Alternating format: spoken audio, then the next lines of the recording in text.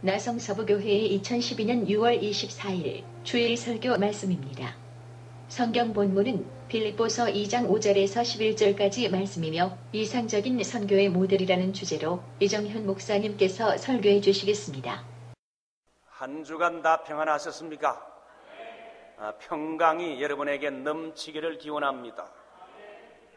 한국의 어느 지하철에서 서서 가는 사람이 한 명도 없이 앉아서 가는데 옆칸의 문이 열리더니 한 아줌마가 건너왔습니다.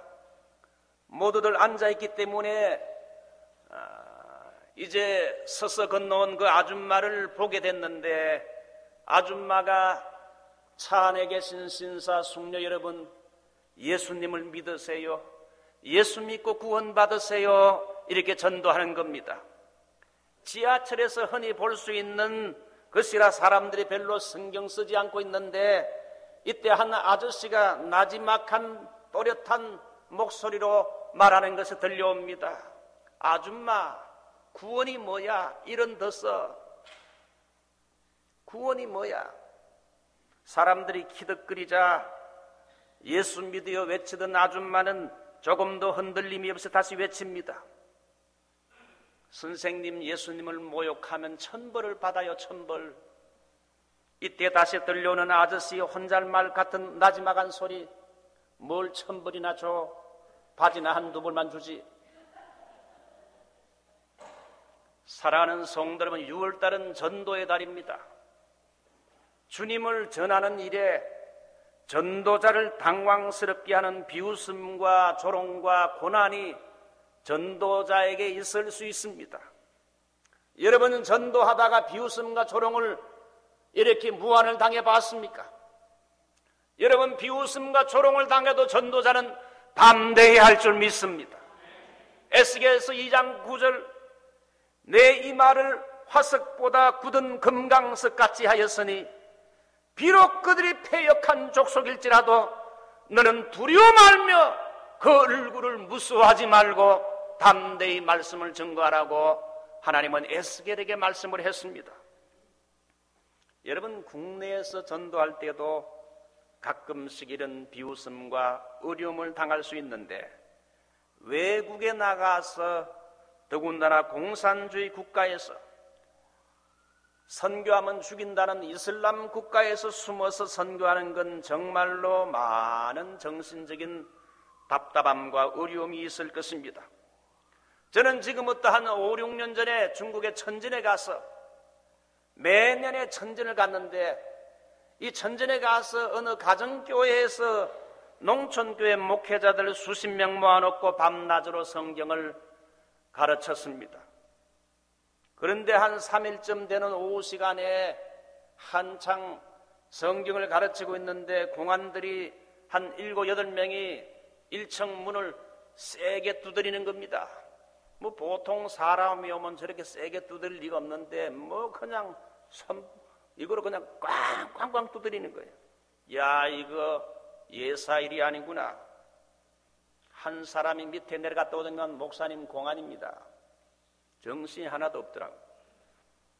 중국은 아직도 외국 선교사의 활동을 금지하고 있습니다. 3층 홀에서 강의하고 있었는데 3층에서 뛰어내릴 수도 없고 피할 길이, 노웨이아웃도 나갈 길이 없는 거예요. 아주 난감해하고 있는데 전도사 부인이, 목사님 이리 오보세요. 옆방에 조그만 한방 코너에 동그란 화장실 휴지를 이렇게 수십 개 올려놓고 쌓아놨는데, 저를 옆쪽 코너로 앉히더만 그 화장실 휴지를 전부 다 내 머리에다 저는 쭈그리고 앉아가지고 다람쥐같이, 쥐새끼같이 쭈그리고 앉아가지고 이렇게 있으면서 그때 기도하기를, 하나님 제 핸드폰이 울리지 않게 해주시고, 그리고 저 공안들의 눈을 멀게 해주십시오. 공안한 사람이 얼마여 요란한 소리가 나면 제 방까지 들어와서 핸드폰을 갖다가 밑에는 안 보고 핸드폰을 이렇게 하는 거예요. 한 15분 이야기하더니만 나갔어요. 한 30분 기다리니까 목사님 이제는 괜찮아요.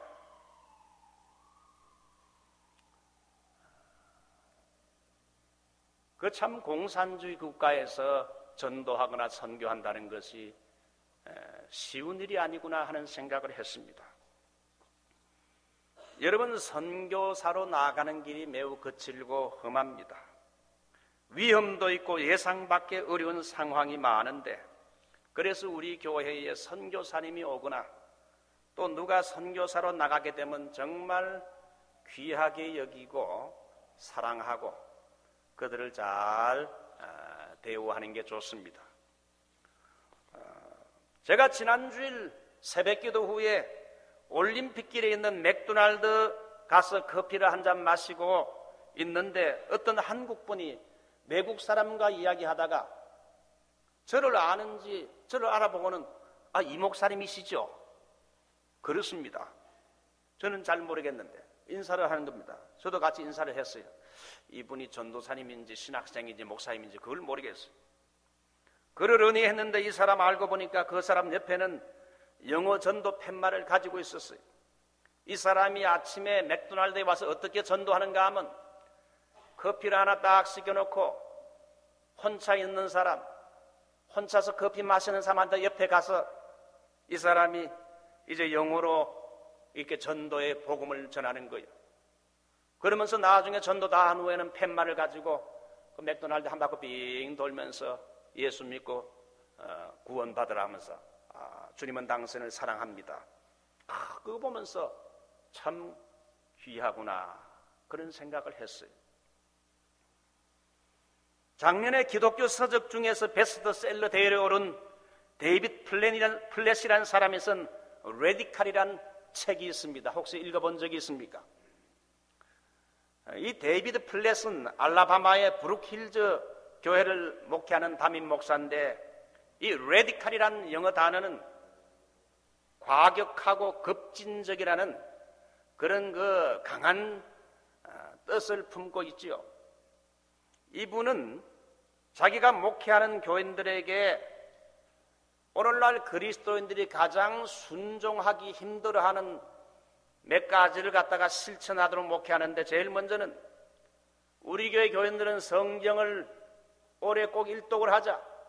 창세기부터 요한계시록까지 하나도 빠지지 말고 성경을 다 읽도록 합시다. 두 번째는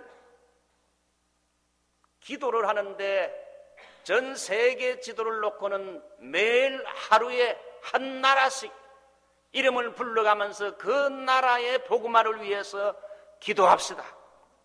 세 번째는 헌금 생활입니다.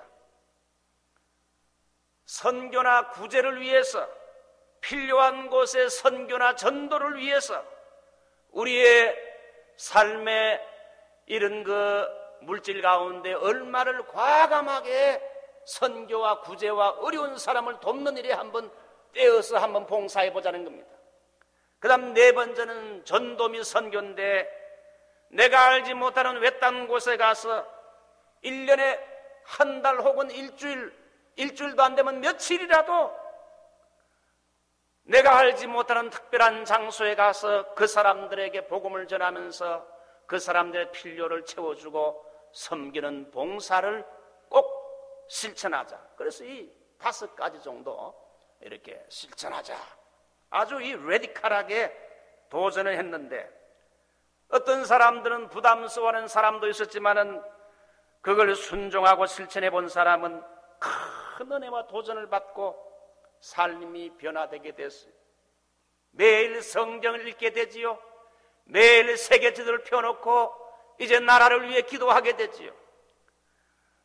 그 다음에 이제 나의 삶의 물질 가운데 얼마를 떼어가지고 어려운 사람, 가난한 사람, 혹은 선교지에 필요한 곳에 의미 있고 가치 있는 것에 이렇게 헌금을 드리죠. 그 다음에 1년에 휴가를 짜게 가지고 단기 선교나 특별한 장소에 가서 그 사람들 봉사하면서 복음을 증거하는 것, 이걸 실제로 실천해 보니 그리스도의 제자도가 어떤 것인지를 깊이 경험하고, 이렇게 가치 있는 일에 내가 왜 지금까지 투자하지 못했는가? 그래서 새로운 삶의 변화가 일어났다는 간증이 그 책에, 레디칼이라는 책에 있어요. 오늘은 저희 교회가 선교 주일로 지킵니다. 저는 이번 주간에 중미 니카라과 선교지를 목회자들과 청년 지도자들을 한 300~400명 모아놓고 집회를 인도하게 됩니다. 제처는 내일 새벽에 떠나게 되고, 저는 우리 교회에서 노회가 있어서 이제 화요일 저녁에 출발해서 수요일 날 오전부터 이제 우리 니카라과 목회자들을 모아놓고 이제 한 몇백 명 수양관에 모아놓고는 그곳에서 이제 말씀 집회, 성령 집회를 하게 됩니다. 여러분, 저를 위해서 기도해 주기 바랍니다. 이 중미에 있는 목회자들은 신학 공부는 깊이 하지 않았지만 속이 뜨거운 분들이라. 그래서 그분들은 신학은 하지 않았어도 은혜 받고 성령 충만 받아가지고 뜨거운 열정에 집에서 이렇게 교인들을 모아놓고 예배를 인도하면 그 사람이 파스토리 되는 거예요. 이런 사람들에게 기본적인 신학 준비가 안 된 사람들에게 말씀을 가르치고 교육하고 또 집회를 인도하는데, 장로교 목사인 제가 그곳에 가서 집회를 인도하는데, 여러분 저를 위해서 많은 기도해 주시기를 바랍니다. 선교라는 것은 여러분 선교학적인 용어로 미시오 데이라고 합니다. 하나님의 선교라는 말을 하지요. 인간이 사람이 나가서 전도하고 선교하지만은, 사람이 선교하고 전도하는 것처럼 보이지만은 실제로 하나님이 친히 역사하신다는 거예요. 이번에 부족한 제가 나가서 말씀을 전하고 집회를 인도하지만은 하나님이 역사하실 줄 믿습니다. 성령께서 역사하실 줄 믿습니다. 사도행전적인 기적이 일어날 줄 믿습니다. 이제 이 6월달 전도의 달에 우리도 성령 충만해서 입술을 엽시다. 오늘은 특별히 선교사를 파송하는 선교주일도 아닌데, 특별히 선교사 파송하는 주일도 아닌데, 제가 단기 선교를 나가기 때문에 이번에 우리 선교부와 의논해서 오늘을 선교주일로 정했어요. 그래서 어떻게 선교를 해야 되는지 이상적인 선교사 예수 그리스도의 선교를 소개하면서 이 선교에 대한 메시지를 전하고자 합니다. 제일 첫 번째 선교의 모델은 예수 그리스도의 성육신입니다. 인카네이션. 그리스도는 하늘나라에서 영광 중에 계셨던 거룩한 분이셨는데, 이분이 선교를 위해서 영광의 자리를 포기하고 인간의 몸을 입고 이 죄악 세상에 내려오셨습니다. 하나님이신 그분이 인간의 모습을 가지고 인간과 같이 되셔서 인간과 동일화가 된 겁니다. 그래서 하나님은 신성을 가지신 분이시지만은, 예수님은 하나님의 신성을 가지신 분이지만은 인간의 모습인 인성을 가지고 이 땅에 내려오셨어요. 여러분, 선교하려면 그 선교지의 사람과 동일화가 돼야 됩니다. 같아져야 돼요. 같아져야 그 사람들을 구원할 수 있다는 거예요. 우리 예수님은 인간을 구원하기 위하여 하나님이 인간이 되셔서 인간의 몸을 입고 이 땅에 왔다는 것을 말합니다. 겸손, 자기 자신을 낮추었다는 것. 그는 하나님의 본체시나 하나님과 동등됨을 취할 것을 여기지 아니하시고 자기를 낮추어 사람과 같이 사람의 모습을 가지고 왔다는 거예요. 그는 인간이 사는 삶을 함께 살면서 같이 사셨고, 우리 인간이 겪는 시험을 경험하고 우리가 당하는 슬픔도 경험하고 먹고 사는 것이 얼마나 힘든지 목수 생활하면서 30년 동안 우리 예수님은 또 가정에서 아버지 일찍 죽자 또 목수의 생활을 하면서 인간이 당하는 모든 어려움과 고통을 경험했다 이겁니다. 나중에는 사람이 죽는 죽음을 십자가에서 죽으셨습니다. 그래서 예수님은 사람들과 함께 거하시며 사람들의 친구가 됐습니다. 세리와 죄인들의 친구가 됐고 불쌍한 가난한 사람들과 접촉하며 친구가 됐어요. 예수 그리스도는 모든 선교의 모델로 진정한 선교는 성육신적인 선교가 되어야 함을 말해줍니다. 선교나 선교사는 자기의 기독교적인 확신과 가치관과 기준을 타협하지 않으면서도 또 다른 문화와 세계 속에 들어가는 겁니다. 그 사람들과 동일한 작업을 해야 선교가 이루어집니다. 과거에 중국에 들어간 서양 선교사들은 중국에 가서 복음만 전했지 동일한 작업을 못했어요. 인카네이트 되질 않았어요. 중국에서 선교사들끼리 자기들끼리 모여 살면서 자기들이 먹는 서양 음식을 먹으면서 서양 사람들의 옷을 입고 살았습니다. 그래서 한마디로 중국 선교는 하지만은 중국 사람과 동일화가 되지 못했습니다. 그러니까 선교가 될 게 뭡니까? 허드슨 테일러라는 선교사는 중국의 선교사로 오자 서양 옷을 그날로 다 벗어버리고 중국 사람들의 옷을 입고 그들이 먹는 음식을 먹게 됐습니다. 처음에는 얼마나 입에 맞지 않으니까 힘들었겠습니까? 저도 중국에 한 20번 다니면서 선교했는데 처음에는 여러분 중국 사람이 먹는 음식이 입에 맞질 않아요. 성경 공부를 몇 시간 하고 그들이 쿡을 해가지고 1시간 쿡에서 음식을 대접하는데 먹을 것이 하나도 없어. 입맛이 안 맞으니까. 근데 지금은 웬만한 음식은 다 믿음으로 먹어요. 그래서 이 허드슨 테일러는 중국 사람들의 음식을 같이 먹으며 친구가 되어줬는데 그러자 중국 선교가 열매를 맺게 되고 나중에 그를 통해서 내지 선교회가 만들어졌습니다. 우리가 남을 선교하거나 전도하려면 내 자신을 낮추어야 돼. 나를 부인해서 그 사람들의 삶 속에 들어가서 그들과 같이 되는 성육화가 될 때에, 성육신화가 될 때에 선교가 이루어집니다. 1732년 모라비안 선교의 진젠돌프라는 백작은 자기와 함께 훈련받는 선교사 2명을 서인도의 사탕수수 밭으로 보냈는데 그 사탕수수 밭에는 거의 대부분이 아프리카 노예들이 와서 일하면서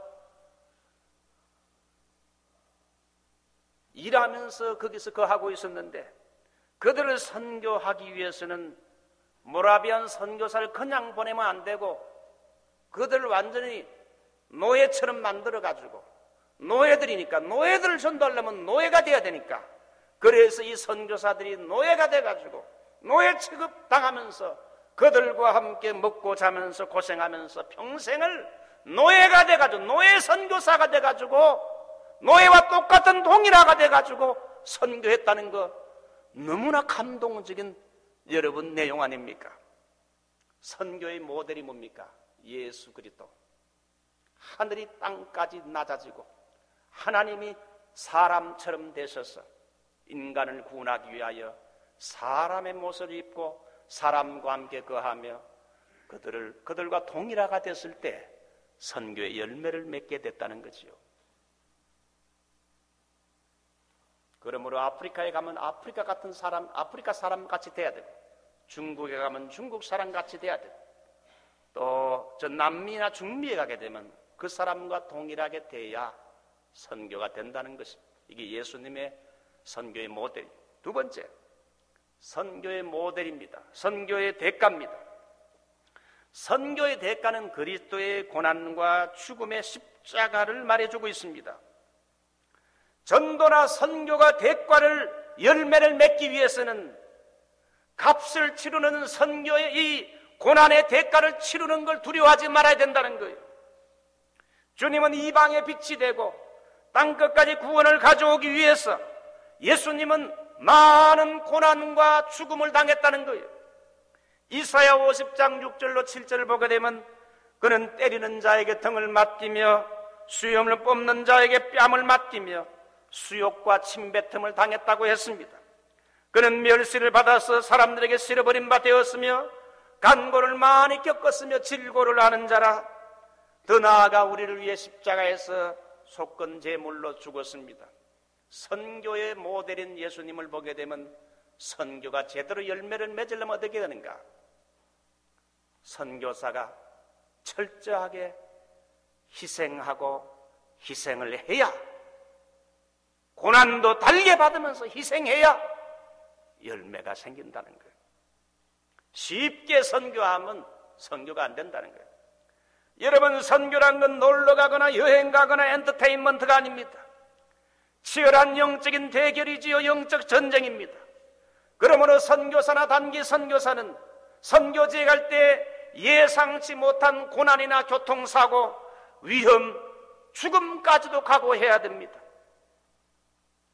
크리스찬 신문의 박미미 기자라고 있었는데, 이 박미미 기자가 여러분 휴가를 얻어가지고 아마 이 중국의 단기 선교 갔다가 교통사고로 죽임을 당했다는 비보를 받았습니다. 여러분, 선교하다가 죽을 수 있습니다.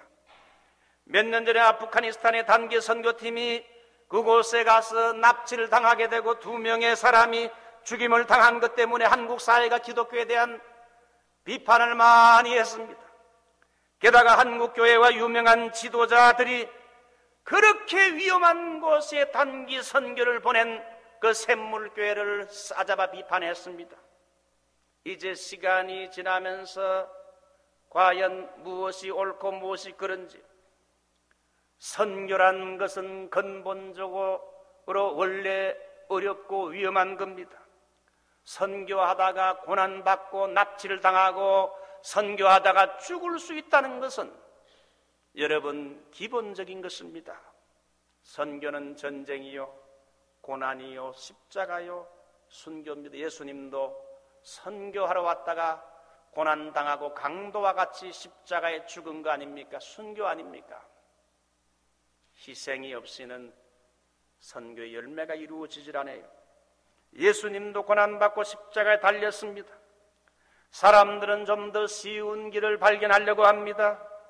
그러나 여러분, 쉬운 길은 실패합니다. 저 불신의 영혼을 구원하려면 예수님처럼 나도 십자가에 달릴 준비가 돼 있어야, 희생 없이는 선교의 열매가 없습니다. 우리 교회에서 파송한 박성도 선교사가 저 코스타리카에 가서 귀한 사역을 했고, 또 니카라과에 가서 이렇게 신학교를 세우고 지도자 훈련을 하면서 거의 한 10몇 년 동안 그곳에서 많은 고생과 희생한 끝에 여러분 이렇게 지금 큰 사역을 하고 있어요. 우리 교회에서 파송한 선교사가 얼마나 정말 자랑스럽습니까? 이번에 저는 말로만 듣다가 실제로 한번 선교 현장에 가보려고 합니다. 희생 없이는 절대 선교의 열매가 없습니다. 선교사들도 희생해야 되고, 또 선교사를 보내고 파송한 교회들이 선교비 보내는 걸 아깝게 생각하면 안 됩니다. 요한복음 12장 24절, 하늘의 밀이 땅에 떨어져 죽지 아니하면 하늘 그대로 있고 죽으면 많은 열매를 맺느니라 하면 따라할까요? 하늘의 밀이 땅에 떨어져 죽지 아니하면 하늘 그대로 있고 죽으면 많은 열매를 맺느니라. 예수님은 죽음을 통해서, 희생을 통해서 수많은 영혼을 살리셨습니다. 선교는 희생이요 죽음입니다. 순교입니다. 세 번째, 선교의 능력이지요. 선교의 능력은 그리스도께서 성령을 부어주심입니다. 예수님은 선교할 때에 누가복음 4장이나 마태복음 4장 보게 되면 하나님의 성령이 그에게 임하심으로, 여호와의 신이 예수님에게 임하심으로 말미암아 선교 사역을 수행했다고 말하고 있습니다. 선교사가 선교지에 가게 되면 한 일주일만 지나게 되면 나는 아무것도 할 수 없구나 고백할 수밖에 없습니다. 신학교에서 배운 지식이나 얄팍한 성경 지식, 신학 교리, 그것만 가지고는 선교지 가보게 되면 이거 가지고는 아무것도 할 수 없구나. 그러므로 선교란 건 내 힘으로는 안 된다는 사실을 먼저, 내 지식과 내 열정만 가지고는 안 된다는 것을 선교사가 먼저 알아야 돼요. 그래서 처음부터 끝까지 선교란 건 성령님의 능력으로 가능한 것이구나 깨달아야 돼요. 전도나 선교는 내 생각이나 계획보다 철저히 성령을 의지하여 그분의 음성을 듣고 움직이는 것이 필요합니다. 이번에 우리 교회가 6월 달에 전도하는 것도 여러분 내 힘과 내 능력으로 됩니까? 성령님의 강한 이끌림과 인도를 받을 때에 이 전도가 되어져요. 그래서 철저히 성령의 사람이 되어야 되죠. 저는 선교사로 나가는 사람들을 여러 번 파송을 해봤습니다. 파송할 때 꼭 하는 말이 있습니다. 당신이 선교지에 도착하거든 이 사람 저 사람 만나고 바쁘게 돌아다니지 말고 일단 선교지에 도착하게 되면 제일 첫 번째 할 일은 사람 만나기 전에 먼저 당신이 방을 하나 잡고는 그곳에서 일주일 동안 조용히 하나님과 기도하면서 주님, 제가 이 선교지에 왔는데 제가 할 일은 아무것도 없고 어떻게 할 수도 없고 누구를 만나야 되는지 알 길이 없습니다. 제 힘으로는 선교가 불가능합니다. 성령님 도와주시옵소서. 나에게 필요한 사람을 만나도록 성령님 인도해 주시옵소서. 이렇게 성령의 인도를 받도록 일주일 동안을 조용히 하나님과 기도하면서 성령의 인도를 구하게 되면 하나님이 성령께서 사람들을 붙여주는 줄 믿습니다. 철저히 성령의 능력을 의지해야 선교가 가능하다 이게. 예수님도 그랬어요. 마태복음 4장 보면 성령에 이끌려 광야에 가서 40일 금식 기도하러 갔습니다. 어떤 분이 목사님 제가 이번에 금식 기도합니다. 그래서 제가 물었습니다. 당신 보고 누가 금식을 하랍니까? 그냥 제가 합니다. 성령께서 시킬 때에 금식하는 것이 필요합니다.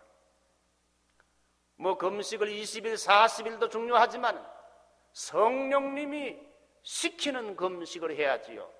거기 효과가 있어요.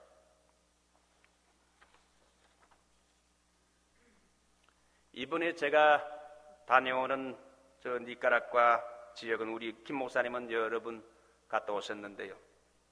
그 중미에 속합니다. 여러분 중미라 하게 되면 니카라과가 있죠, 온두라스가 있죠, 과테말라, 코스타리카, 뭐 이게 다 중미 아닙니까? 그 중미 갔다 오신 분들은 가보게 되면 저는 온두라스에 한 2번 갔는데 뭐 비행기 타고 내리자마자 후덥지근한 게 말이죠. 미국으로 말하면 한 90도, 100도 정도 되는 후덥지근한 데다가 막 습도가 있어요. 끈적끈적해요. 1시간도 견디기 힘들어요. 야, 이런 곳에서 어떻게 사는가? 근데 이제 한 일주일쯤 지나니까 이게 조금 적응이 되더라고요. 에어컨이 없으면 살 수가 없는 지역이죠. 이 미국에서 시원한 데서 캘리포니아 살던 사람은 정치적으로 낙후가 돼 있어가지고 치안이 부족해요. 온두라스에 가서 어느 교회에서 집회를 할 때 그 교회 앞에 경비를 2명을 총을 딱 든 경비 2명을 딱 세워놔야지. 어떤 때는 치안이 부족하니까 총 들고 강도들이 들어온대요. 그러니까 위험하다 이거예요. 때로는 납치를 당한다 이거예요. 미신과 각종 우상들이 여리고처럼 진치고 있기 때문에 그곳에 가서 선교하려면 기도 많이 하고 영적인 대결, 능력 대결을 해야 된다 이게. 옛날 모세가 지팡이를 던지니까 뱀이 됐잖아요. 애굽의 술사들도 지팡이를 던지니까 뱀이 됐어. 이런 영적인 보이지 않는 치열한 영적인 대결이 있기 때문에 이게 여러분 선교라는 것은 정말 기도 많이 하고 성령 충만해가지고 가야지 선교가 되지요. 신학교 MDB 졸업했다고 선교사 가라 100명을 보내봐요. 경상도말로 택도 없어요. 안 돼. 성령 충만한 성령의 사람을 보내야 선교가 되는 줄 믿습니다. 여러분들이 이번에 제가 한 4일간 이번 수요일부터 토요일까지 토요일날 저녁에 돌아오게 되는데 기도해 주십시오. 이 영적인 일이기 때문에 여러분이 기도 안 하면 힘듭니다. 저도 기도하고 가고 여러분도 기도 많이 해 주셔서 이번에 집회에 강력한 성령의 기름 부음과 역사가 일어나고 표적과 기사도 일어나고 그곳에 있는 목회자들이 큰 하나님의 능력을 체험하게 되도록 기도해 주시기 바랍니다. 이제 말씀을 맺어야 되겠습니다. 선교의 긴급성 하나만 드리고 말씀을 마치겠습니다. 그리스도의 재림과 심판입니다. 디모데후서 4장 1절로 2절 보면 하나님 앞과 산자와 죽은 자를 심판하실 그리스도 예수 앞에서 그의 나타나실 것과 그의 나라를 두고 엄히 명하노니 너는 말씀을 전파하라. 때를 얻든지 못 얻든지 항상 힘쓰라. 여러분이 이 교회에서 예배만 드리고 미국에만 있으면요, 선교가 실감이 안 갑니다. 실제로 선교 현장의 필드에 여러분 중국도 가보고 아프리카도 가보고 저 중미도 가보고 남미도 가보고 이렇게 여러분 선교 필드에 가봐야 선교가 얼마나 중요하고 선교가 얼마나 시급하고 선교사가 하는 일이 얼마나 가치 있는지 이걸 알게 된다 이게. 여기서 가만히 앉아있어 가지고는 선교에 대한 여러분 통찰력이 생기질 않아요. 왜 선교가 시급합니까? 오늘 여기 성경 말씀 읽은 대로 이제 그리스도가 곧 재림하실 것이고 재림하게 되면 복음을 받아들이지 않았던 사람들이 심판대 앞에 서서 심판을 받고 불못으로 떨어지기 때문에 이 장차 다가올 하나님의 무서운 심판을 피하기 위해서 빨리 주의 재림이 오기 전에 나가서 복음을 증거하고 선교를 해야 된다는 거예요. 에스겔서를 보면 하나님은 에스겔을 이스라엘의 파수꾼으로 세웠다고 말하면서 그들에게 다가올 심판을 경고하도록 책임을 지우면서 악인에게 적절한 경고를 해서 그들로 악한 길에서 떠나게 해라. 그렇지 않는다면 그 피를 네 손에서 값을 이렇게 찾으리라 그랬어요. 교회에서 여러분 제자 훈련도 하고 성령 충만을 위해 기도하고 개인의 성장을 위해 노력하고 또 찬양 사역도 하지만은 우리 교회 사는 모든 것들은 제일 마지막 궁극적으로 무엇과 통해야 됩니까? 세계 선교와 통해야 돼요. 우리 교회가 부흥하고 수적으로 양적으로 질적으로 부흥하는 것도 우리 교회 부흥으로서만 목적이 아니라 여러분 세계 선교를 보다 더 효과적으로 하기 위해서 인적인 자원과 영적인 자원과 물적인 자원이 있어야 되기 때문에 개척교회 수준 돼 가지고는 여러분 세계 선교 힘있게 하기 힘들잖아요. 인적인 자원과 물적인 자원이 많아지고 교회가 부흥되는 목적이 교회 자체로서의 부흥이 목적이 아니라 여러분보다 더 많은 사람을 전도하고 세계 선교를 감당하기 위해서는 하나님의 복을 받아야 되겠다. 이거 하나만 하고 마치죠. 여러분 언제 예수님이 재림합니까? 마태복음 24장 14절 보면 이 천국 복음이 모든 민족에게 증거되기 위하여 온 세상에 전파되니니 그제야 끝이 오리라. 주님의 재림이 언제 옵니까? 전 세계의 복음이 민족들에게 방언들에게 복음이 증거될 때에 그제야 끝이 오리라. 랄프 윈터라는 사람이 루이스 부시라는 사람과 함께 15년 동안을 연구했습니다. 1989년 여러분 스위스 로잔대에서 충격적인 보고를 했습니다. 전 세계 24,000여 종족 가운데 주님 이제 가신 지 2000년이 지났지만은 아직도 11,000여 개의 종족들이 아직도 복음을 받지 못한 미전도 종교로 남아있다는 거예요. 2000년이 흘렀는데도 아직 반이 복음을 듣지 못했다니까. 그래서 전 세계 교회 지도자들이 그때 와서 충격을 받았어요. 아직도 그렇게 미전도 종족이 많은가? 그래서 전 세계 교회가 1989년 이후부터 미전도 종족들, unreached people, 아직 복음을 받지 못한 교회가 세우지 않은 곳에 집중적으로 전도해야 되겠다 해서 선교하게 됐어요. 그러고 나서 15년 후에 다시 선교 대회를 했는데 미전도 종족 11,000개 중에 5,000개가 15년 만에 종족들에게 복음이 들어가게 됐어요. 이제 몇 개 남았습니까? 6,000개가 2004년도에 선교시에 6,000개가 남아있는데 2012년 선교단체 보고서에 하면 지금 현재 24,000여 전체 종족 중에 지금 몇 개 미전도 종족이 남았는가? 3,600개 정도의 미전도 종족이 남았다는 거예요. 특별히 3,600개 중에서도 인구 10만 명이 넘는 종족이 270개가 있어요. 그 270개의 도시부터 먼저 복음으로 공략을 하게 되면 작은 민족과 종족들과 부락들은 도미노 현상으로 넘어오게 돼 있다. 인구 10만 명 모이는 그곳에 사람들부터 먼저 복음화를 시키라. 그러니까 현재로서 보게 되면 15년에서 20년 안에 복음이 전 종족과 세계에 다 전파된다는 그런 결론이에요. 위클리 바이블 트랜스레이트에서는 보면 2030년에는 모든 성경이 종족별로 다 번역이 된다 그랬어요. 그러니까 지금은 뭡니까? 우리가 살고 있는 시대는 우리 시대에 그리스도의 복음이 전 세계에 다 전파되고 그리고 성경이 다 번역되니까 그게 뭘 말합니까? 그리스도의 재림이 우리 시대에 이루어질 가능성도 있다는 하나의 지금은 엔드 타임, 마지막 시대라 이거예요.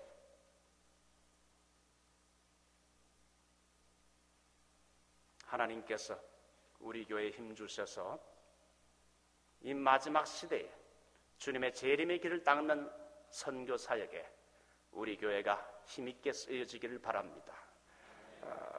우리가 이 선교적인 사명을 위해서 우리 교회도 그냥 목회 지향적인 교회가 아니라 선교 지향적인 교회로 선교 지향적인 목회를 하면서 하나님이 1차적으로는 우리 2세들을 선교하고 2차적으로는 전 세계 열방에 더 많은 선교사를 파송하고 선교하도록 하나님 우리 이 나성서북교회를 축복해 주옵소서. 다 같이 우리 한번 통성으로 한번 기도하겠습니다.